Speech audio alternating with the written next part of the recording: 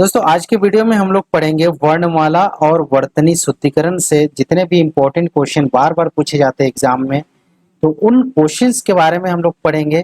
तो चलिए वीडियो को चालू करते हैं। आप सभी लोगों को फिर से एक बार बहुत बहुत स्वागत है। तो चलिए पहले वर्णमाला से चालू करते हैं एमसीक्यू। ठीक, पहला क्वेश्चन है वर्ण किसे कहते हैं। बहुत इंपॉर्टेंट क्वेश्चन है। तो इसका सही आंसर क्या होगा? ध्वनि। ध्वनि को ही वर्ण कहा जाता है। चलिए दूसरा क्वेश्चन, भाषा की लघुत्तम इकाई को क्या कहा जाता है? तो इसको वर्ण कहते हैं। इसका करेक्ट आंसर क्या होगा? वर्ण।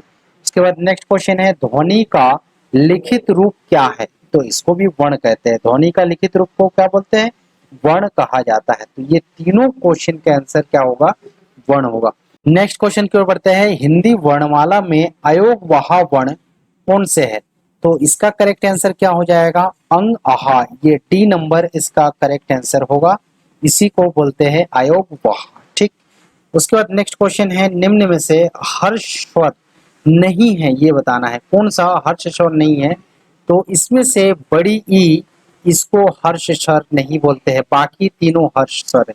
इसका करेक्ट आंसर बी नंबर होगा।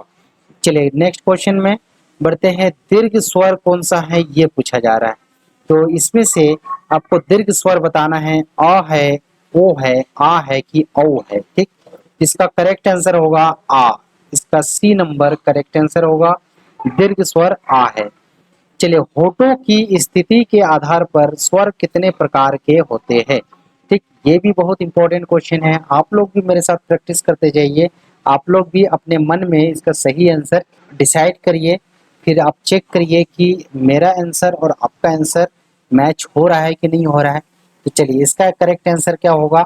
दो। चलिए नेक्स्ट क्वेश्चन है, किसी को पुकारने के लिए किन स्वरों का प्रयोग किया जाता है? बहुत बेसिक क्वेश्चन है। तो इसका करेक्ट आंसर क्या होगा? प्लुप स्वर। ठीक, प्लुप स्वर इसका करेक्ट आंसर हो जाएगा। चलिए नौवां क्वेश्चन है, वर्णमाला में संयुक्त स्वर किसे कहते हैं? तो संयुक्त स्वर का मतलब है कि दो या दो से अधिक स्वर से मिला हुआ वर्ण को हम क्या बोलते हैं? संयुक्त स्वर। तो ज और झ ये दोनों संयुक्त स्वर है। ठीक है। चलिए नेक्स्ट क्वेश्चन है, निम्नांकित में से बताइए कि नवीन विकसित ध्वनियां कौन सी है? तो नवीन विकसित ध्वनियां इनमें से कौन कौन सा है? ख और ज, ये दोनों नवीन विकसित ध्वनियां। चलिए नेक्स्ट क्वेश्चन देखते हैं कि जो श ह कौन से व्यंजन कहलाते हैं? ये जो स वर्ग है, ठीक, इसको कौन से किस प्रकार के व्यंजन कहलाते हैं? तो इसको बोलते हैं संघर्षी व्यंजन। ठीक, सी नंबर इसका करेक्ट आंसर हो जाएगा। नेक्स्ट क्वेश्चन है, निम्न में से कौन सा घोष वर्ण है? ठीक है, तो इनमें से कौन सा घोष वर्ण है? ये तीनों अघोष वर्ण है, बस ह ये केवल घोष वर्ण है। चलिए नेक्स्ट क्वेश्चन है, व्यंजन में षटकोण वाला श का उच्चारण स्थान है। तो षटकोण वाला श जब उच्चारित आप करते हैं तो कहाँ से निकलता है? तो ये मूर्धा से निकलता है। इसका सही आंसर क्या होगा? मूर्धा। उसके बाद देखते हैं, क्षेत्रीय वाला छ ध्वनि किसके अंतर्गत आती है? ठीक, तो ये एक संयुक्त वर्ण है। ठीक, इसमें एक से अधिक वर्ण छुपा हुआ है। ठीक है। नेक्स्ट है, हिंदी शब्दकोश में छ का क्रम किस वर्ण के बाद आता है? तो इसका करेक्ट आंसर क्या होगा? क। ठीक है, ए नंबर इसका करेक्ट आंसर होगा। नेक्स्ट है, निम्न में अनुनासिक अक्षर नहीं है। तो कौन सा अनुनासिक अक्षर नहीं है? तो इसमें सी नंबर इसका करेक्ट आंसर होगा। ये वर्ग को अनुनासिक अक्षर नहीं माना जाता है। नेक्स्ट क्वेश्चन है, निम्न में स्पर्श वर्ण कौन से होते हैं? तो स्पर्श वर्ण का मतलब है कि जितने भी पांचों वर्गों के वर्ण होते हैं वो सभी के सभी को स्पर्श वर्ण कहते हैं। ठीक है। नेक्स्ट क्वेश्चन है, अंतस्थ वर्ण कौन से है? तो इसका करेक्ट आंसर क्या होगा? या र ल व। ठीक, बी नंबर इसका करेक्ट आंसर हो जाएगा। चलिए आगे बढ़ते हैं, हिंदी भाषा में वे ध्वनियां कौन सी है जो दूसरी ध्वनियों की सहायता से बोली या लिखी जाती है? इसको क्या कहते हैं? तो ये डायरेक्ट व्यंजन के डेफिनेशन पूछा जा रहा है। इसको क्या बोलते हैं? व्यंजन कहा जाता है। ठीक है। चलिए नेक्स्ट क्वेश्चन है, निम्न में से महाप्राण वर्ण कौन से है? तो महाप्राण किसको बोला जाता है? ख और घ, ये दोनों को महाप्राण बोला जाता है। इसका करेक्ट आंसर बी। चलिए इतना क्वेश्चन हम लोग जो है वर्णमाला से डिस्कस किए हैं और नेक्स्ट जो है 20 क्वेश्चन हम लोग वर्तनी शुद्धिकरण से डिस्कस करेंगे। चलिए इसमें 21वां क्वेश्चन निम्नलिखित में से शुद्ध वर्तनी आपको छांटना है इसमें से। तो क्लेश का शुद्ध वर्तनी क्या होगा, तो इसमें से आपको बताना है क्लेश को कैसे लिखा जाता है। इसका सही आंसर क्या होगा, सी। ठीक है, क्लेश को इस प्रकार से लिखा जाता है। चलिए नेक्स्ट क्वेश्चन, श्रृंगार को कैसे लिखा जाता है। श्रृंगार का शुद्ध वर्तनी पूछा जा रहा है। तो श्रृंगार को इस प्रकार से लिखा जाता है। इसका करेक्ट आंसर क्या होगा, सी नंबर इसका करेक्ट आंसर होगा। ठीक है, अब इसमें उज्जवल का शुद्ध वर्तनी पूछा जा रहा है। ठीक, बहुत इंपॉर्टेंट क्वेश्चन है, बार बार पूछा जाता है और कंफ्यूजन भी बहुत ज्यादा होता है। इसका करेक्ट आंसर कौन सा होगा, बी नंबर इसका करेक्ट आंसर होगा। ठीक है, नेक्स्ट है किसकी वर्तनी शुद्ध है। तो इसमें से अलग अलग शब्द दिया है, इसमें आपको शुद्ध वर्तनी छांटना है।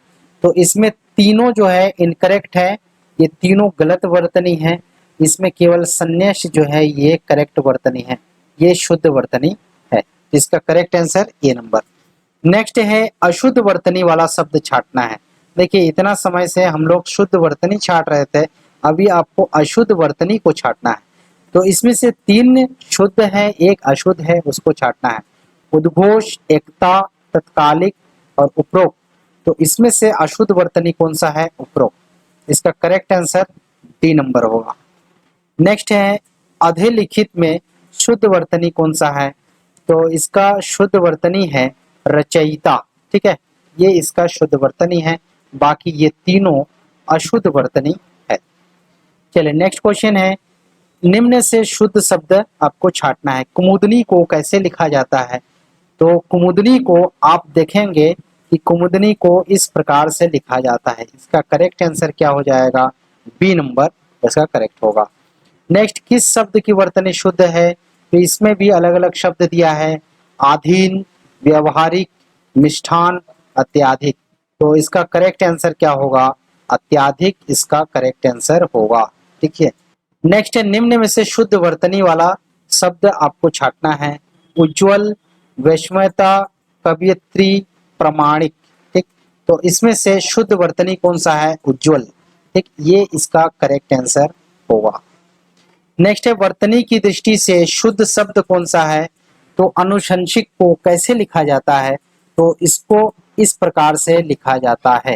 ठीक है, इसमें षटकोण वाला श होता है, तो इसका करेक्ट आंसर सी होगा। नेक्स्ट क्वेश्चन पूछा जा रहा है कि परीक्षा का शुद्ध वर्तनी क्या है।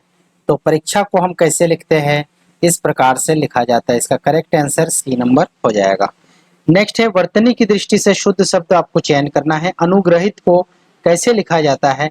तो अनुग्रहित को अनुग्रहित लिखा जाता है। इसका करेक्ट आंसर क्या होगा, बी नंबर।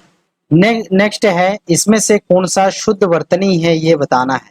ठीक, नरक बोलते हैं कि नर्क बोलते हैं कि नक बोलते हैं कि नर्क बोलते हैं। तो इसका करेक्ट आंसर होगा नरक। ठीक है, नरक बोला जाता है, ना कि नर्क। चलिए नेक्स्ट क्वेश्चन देखते हैं, टिप्पणी इसको किस ढंग से लिखा जाता है, इसका शुद्ध वर्तनी क्या होगा। तो टिप्पणी को इस प्रकार से लिखा जाता है। इसका करेक्ट आंसर क्या होगा, डी नंबर इसका करेक्ट आंसर होगा। है शुद्ध वर्तनी वाला शब्द चयन करिए। इसमें अंत्याक्षरी, पूजनीय, तदोपरांत, कवियत्री, इसमें से बताना है कि शुद्ध शब्द कौन सा है। तो ये तीनों शब्द गलत है, इसमें से केवल अंत्याक्षरी ये इसका शुद्ध वर्तनी है। ठीक है, नेक्स्ट क्वेश्चन है अशुद्ध वर्तनी को आपको छांटना है। इसमें से 3 शुद्ध है, 1 अशुद्ध है, इसको आपको छांटना है। ठीक है, तो इसका अशुद्ध है समुज्ज्वल, ये इसका अशुद्ध शब्द है, बाकी ये तीनों शब्द शुद्ध है। नेक्स्ट क्वेश्चन है अशुद्ध वर्तनी वाला शब्द कौन सा है। इसमें से 3 शब्द ऐसा है जो शुद्ध है, 1 है अशुद्ध। कौन सा अशुद्ध है, वो है बी नंबर निश्चेष्ट। ठीक, ये जो है अशुद्ध है, बाकी तीनों करेक्ट शब्द है, तीनों शुद्ध वर्तनी है। नेक्स्ट 38वां क्वेश्चन है शुद्ध वर्तनी वाला शब्द कौन सा है। तो धोबिन बोलते हैं कि धोबिनी बोलते हैं कि धेबिन बोलते हैं। ठीक, तो इसका करेक्ट आंसर है धेबिन। ठीक है, इसका ए नंबर इसका करेक्ट होगा।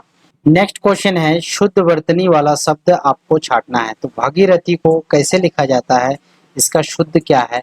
इसका शुद्ध बी नंबर होगा, भागीरथी लिखा जाता है। ठीक है, तो इसका शुद्ध वर्तनी भागीरथी। नेक्स्ट लास्ट क्वेश्चन है कि शुद्ध वर्तनी कौन सा है? विरहणी का शुद्ध वर्तनी क्या है? तो इसका करेक्ट आंसर होगा विरहणी। ठीक है, इसका सी नंबर इसका करेक्ट हो जाएगा। तो इस प्रकार से ये हम लोग 40 क्वेश्चन डिस्कस किए हैं इस वीडियो में। वीडियो अच्छा लगे तो लाइक कर दीजिए, चैनल में नए हैं तो चैनल को सब्सक्राइब कर दीजिए। आज के लिए इतना ही, बहुत बहुत धन्यवाद।